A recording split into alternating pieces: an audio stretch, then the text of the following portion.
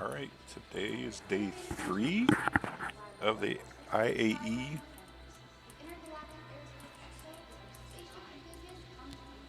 And it is AEGIS Day. Or AEGIS Intergalactic. There we go. I actually buy one of these ships every time.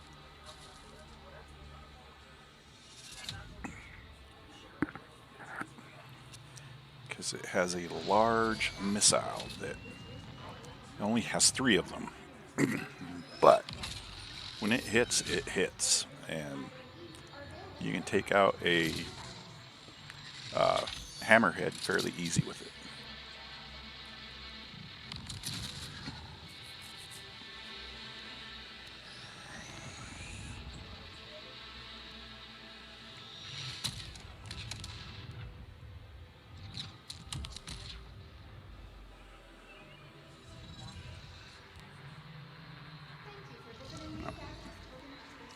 So it is a hard hitter.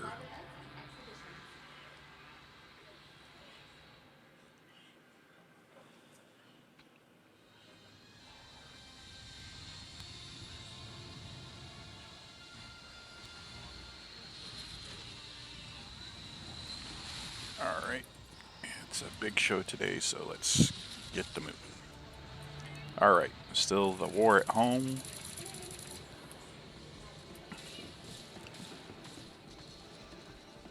And the big monstrosity right there is the Reclaimer.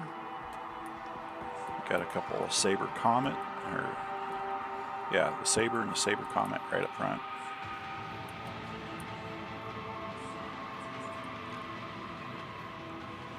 So this big monstrosity here is for doing salvage, which in the next, supposedly in the next patch, is supposed to be functional. So those of you that actually have one, it may be finally have a usable gameplay. Heavy salvage. It has these massive grapplers. It has, you know, all sorts of stuff just mounted on the front of it that makes it look intimidating. That's just specifically for breaking down ships and large items. It does have defensive weapons on it, but it's mostly set up for salvage. Okay, this is a Comet, or Saber. The Sabers are a good frame, but they're mostly set up for stealth, and stealth is not fully implemented in the game yet. So it's a good fighter, but it could be better, and it probably will be once stealth is fully instituted. So that it's a much more effective fighter. As it is, it's fairly good because it has a good gun complement. They're good area of effect when you're shooting, even though they're kind of spread out along this flat line. But it is a really narrow, flat area when fighting, so it's hard to hit that way. It's a little easier to spot when it's turning, but if you want that flat profile, you get that pancake effect going. So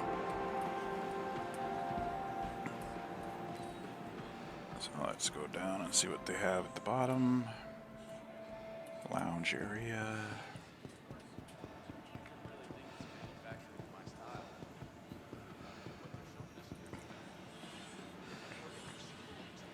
Okay, what do we got? Oh, this is the Nautilus, the mine layer.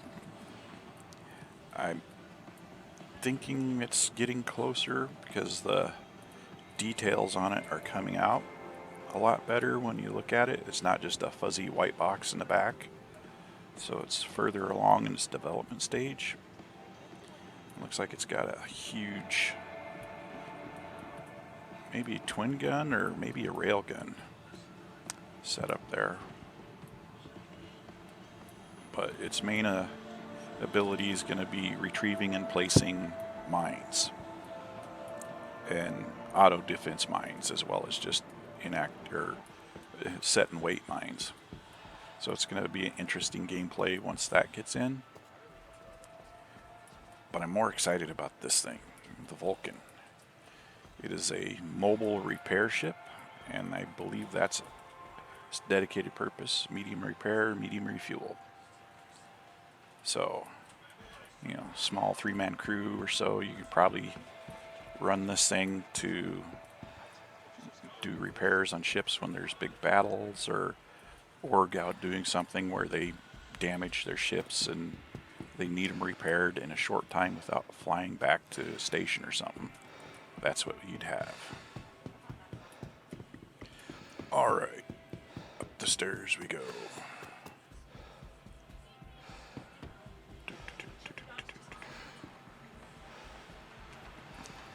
God, that thing is just massive. If you could get up there, you could probably stand inside the claw. Okay, so we'll start with the Hall 3.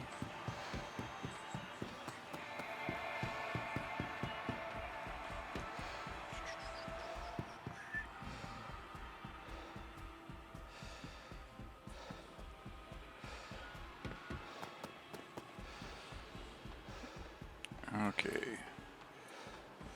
We got Gladius and the Hammerhead.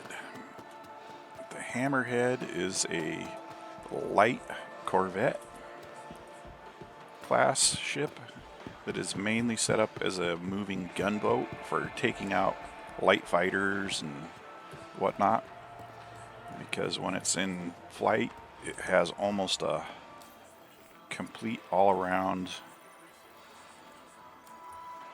coverage from all of its turrets. The down part of that is you have to have a full crew for everything to run. So it'll be a good org support ship, but you're going to have a org or something running so that you have enough people to run it consistently over the long term. So, but it is a good ship. It's a highly defendable ship. So if you're running missions with it and you have the guys to run your turrets, it's going to be a hard one to beat. Okay, the Gladius. Oh, no. The Gladius is a good all-around light fighter. It's an older style, but it is good in atmosphere as well as in space. You can get it with different loadouts. You can get it with different paint schemes.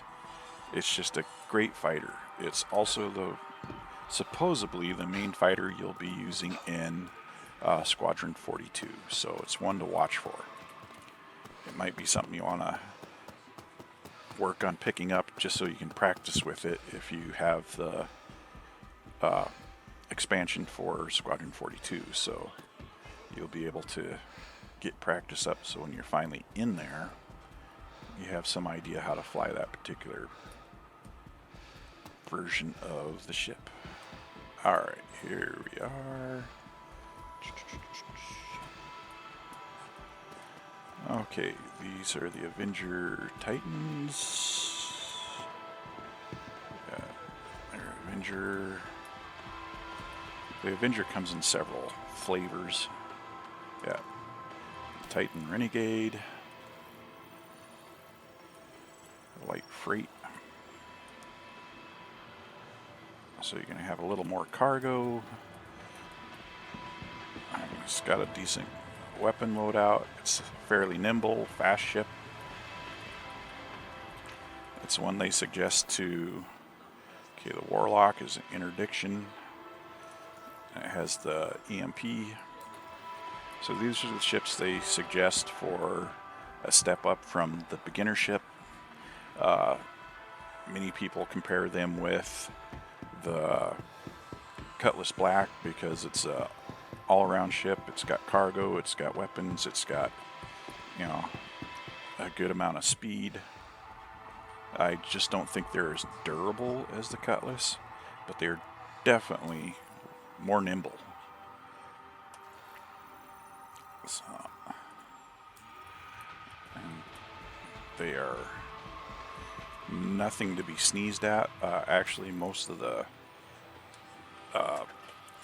police forces that you'll run into in space will be running these. So they're a familiar looking ship to be running around in the verse. And this monstrosity. The Redeemer is an awesome gunship, but it's also a, troop drop ship. It doesn't have much in the way of cargo, but it's got enough seating in there that if you run all your turns, you still have a bit of room for Marines. So you go drop them off and then give them heavy gun support with that thing. So it's great for that purpose. As soon as we get more gameplay for that, I'm thinking it's going to really shine.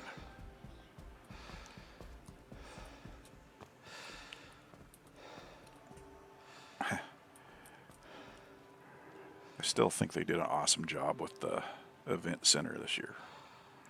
The 3D displays showing the different event things going on up in space is really cool.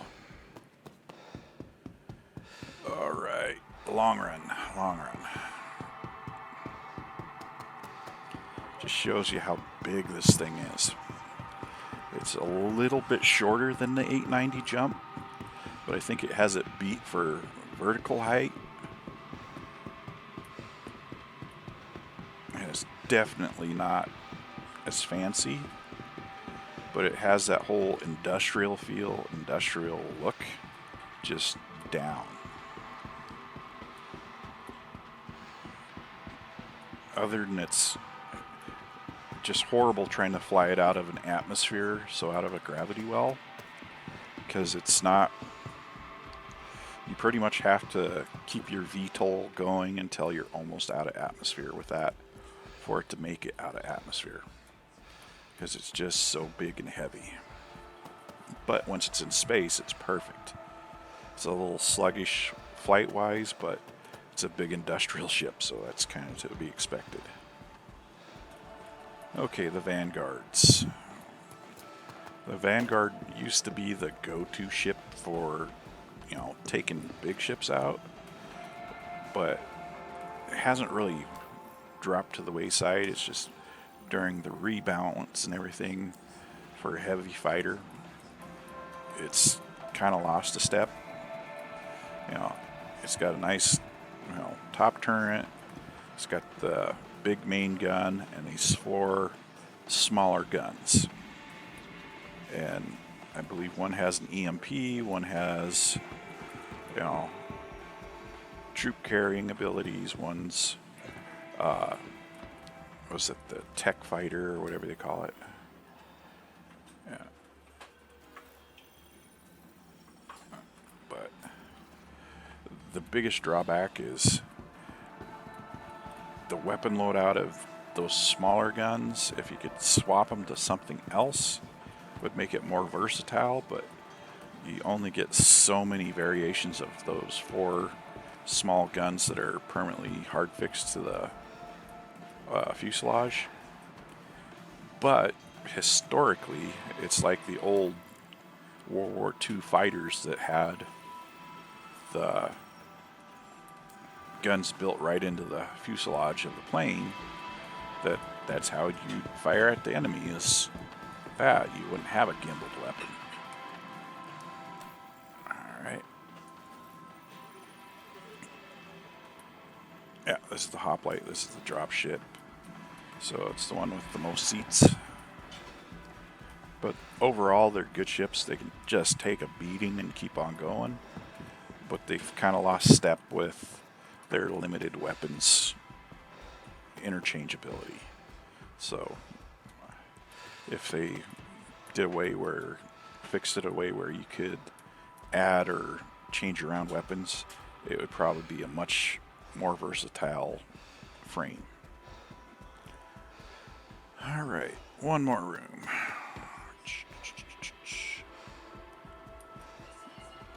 And we got the Eclipse,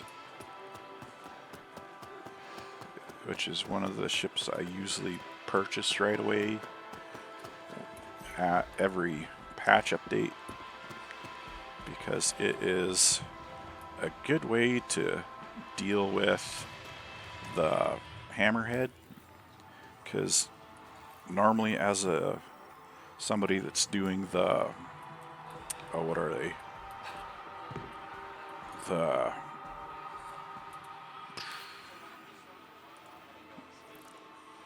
mercenary mission or bounty hunter missions, and you work your way up to getting the higher end bounty hunter stuff, which is the Hammerhead. He's a cheap version of this guy, but he'll come in and one-shot the Hammerhead and you can just fly away.